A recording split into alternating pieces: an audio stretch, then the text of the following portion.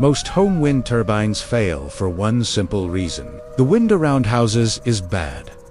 It is slower than people think, dirtier than people think, and more turbulent than the kind of wind most small turbines really want. That matters because a turbine can be expensive, well-made, and technically impressive, then still disappoint if it is sitting in the wrong air. So the real question is not whether a turbine looks advanced. The real question is whether it was built for the kind of wind most homeowners actually have.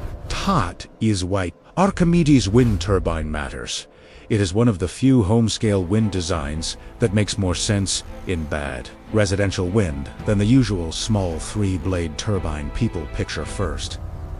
If you have a genuinely windy site, care about resilience more than the fastest payback, and want something that can work with solar instead of fighting it, this is worth looking at. If your property is sheltered, your wind is weak, and your main goal is simple, fast return on money, this is probably not your best move. The visuals in this video are AI-assisted educational illustrations, but the mechanics are real. In the next few minutes, you are going to get 4 things: why normal small wind often fails at the residential scale, what the Archimedes design changes, who should seriously consider it, and who should stay away, and the 3 mistakes that make people lose before the turbine ever really starts. Start with the failure point. Most conventional home wind turbines are lift-based machines. They use thin blades and depend on wind moving cleanly and predictably across those blades, much like an airplane wing depends on smooth airflow to create lift. In open country with the right height and the right wind, that can work well, but around homes, that clean flow often does not exist. A lot of homeowners imagine that if they can feel wind on the roof, a turbine should work. But feeling wind is not the same thing as having usable wind. Wind near structures is often broken, twisted, and unstable. It comes in fast, then drops. It hits from one angle, then another. It gets chopped up by the roofline and by everything around the house. And once that happens, the classic small rotor spends too much of its life outside the condition it was built for. It has to correct itself. It sees uneven loading. It vibrates more, it gets noisier, it gets stressed, and the output drops below what people expected. That is why so many home turbines look impressive and produce disappointment. Small wind is not stupid. Bad siting and bad residential airflow are what makes so much small wind look stupid. And once you understand that, the Archimedes design starts to make sense very fast. Because instead of asking bad wind to behave better, it changes the geometry of the rotor so the turbine can stay more useful in bad wind. A classic small turbine says, "Give me cleaner, straighter, steadier wind and I will reward you." The Archimedes turbine says, "Give me the messy, shifting, low to medium wind homeowners actually live with, and I will try to make more use of it than the usual rotor can." The rotor is based on the Archimedean spiral. Instead of thin blades built mainly around lift, the turbine uses a spiral form that guides the air through a 3-dimensional curved path. It does not depend on the same narrow sweet spot conventional blades often need. It uses shape, volume, and curvature to redirect airflow and turn that motion into torque. A normal small turbine often wants the wind to arrive in a cleaner condition before it can really shine. The Archimedes design is more interested in how much usable motion it can still pull out of wind that is already imperfect. That is why it gets talked about in the same breath as rooftops and disturbed airflow. Not because those are perfect places for wind. They are not, but because this rotor is one of the few that even has a serious argument for coping better there. Now let me bring the best payoff early. This design gives you 3 practical advantages. First, it can stay more useful in low to medium wind than many conventional home turbines. Second, it is better matched to disturbed and changing airflow than the classic small rotor. Third, it makes more sense as part of a hybrid system than as a lonely hero machine. That hybrid angle matters more than most flashy product claims. Solar is strongest on bright summer days, but a resilient power system is not judged only by what it does at noon in June. It is judged by what it does at night, in storms, in gray weather, in winter, and in the months when solar starts to thin out. That is where a wind machine can suddenly become far more valuable. Not because it beats solar, because it fills the gap solar leaves behind. And that is why the right way to think about the Archimedes turbine is not as a rival to solar. It is as a partner to solar. That is a much smarter question for a homeowner. Not which one wins. Which combination leaves you less exposed. Because if your only question is what pays back, then yes, the answer will often be solar. But if your question is how do I get a more balanced generation, profiled through real seasons and real weather, then the conversation gets deeper. Now you are not just shopping for savings, you are designing for resilience.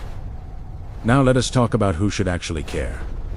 If you live on a windy coast, a ridge, open rural land, or a site with a genuinely strong wind resource, you Sool, attention. If you care about self-reliance and seasonal balance more than a simple utility bill calculation, you should pay attention. If you are comfortable dealing with siting, structure, tower height, electrical integration, and storage, you should pay attention. But if your site is cluttered with obstructions, your average wind is weak, your neighborhood is tight, or your only goal is the fastest financial return, then you should slow down. Because better engineering does not always mean better economics.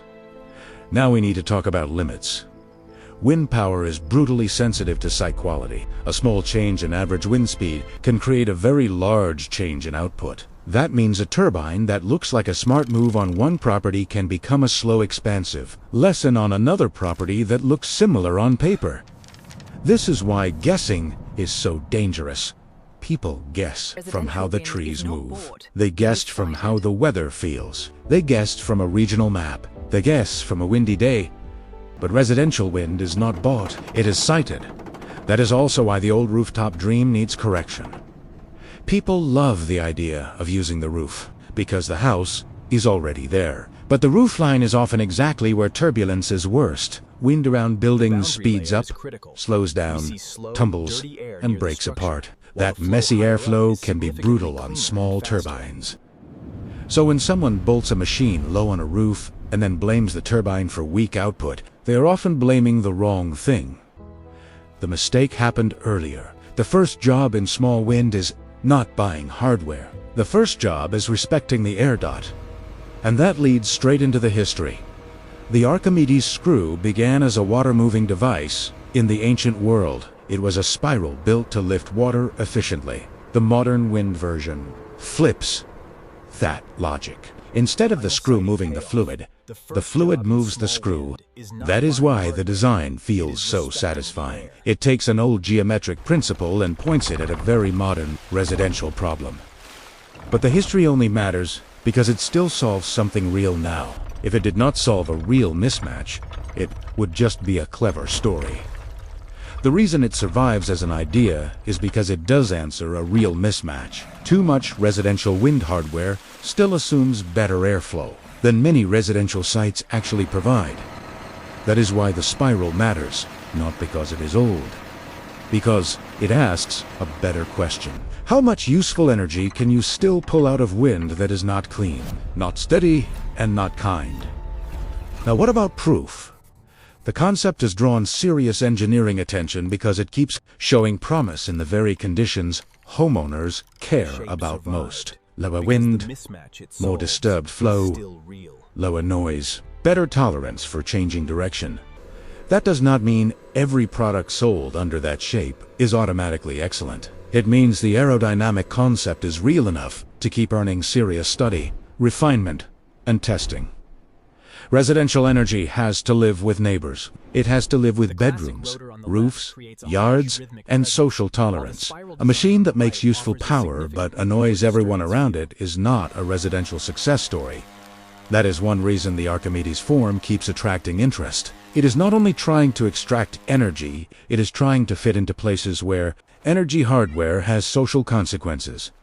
And now we reach the question most people are really asking. If this design is so smart, why is it not everywhere? Because markets are not ruled by elegance.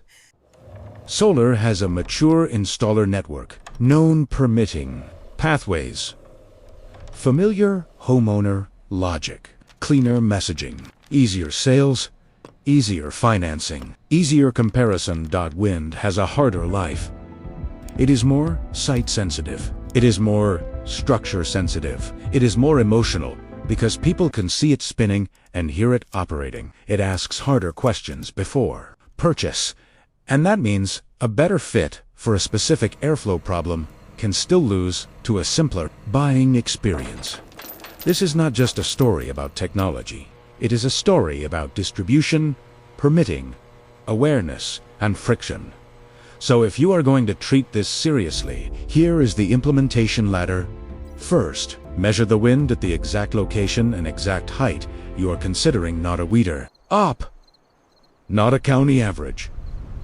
Not a guess. Your site, your height. Your height, your actual air. Second, solve height and turbulence before you solve aesthetics.